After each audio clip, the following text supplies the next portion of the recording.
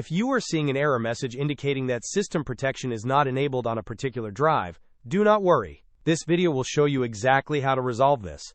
First, we need to access the recovery settings within Windows. To do this, simply type recovery into your Windows search bar. From the search results, select the recovery option. This will open the recovery window. Within this window, you will find an option labeled Configure System Restore. Click on this option. You will then see a new window where you can configure the settings for System Restore. Look for the section that allows you to turn on system protection. Make sure this option is selected.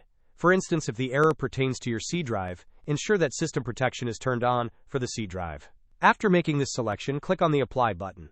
Following that, click on OK. You may need to click OK once more to confirm the changes and ensure they are saved. You can repeat this process for other drives if necessary. For example, to enable system protection on your D drive, simply select the D drive from the available options and follow the same steps. Hope this was helpful. Don't forget to like and subscribe if you enjoyed. As always, thanks for watching, and I will see you in the next video.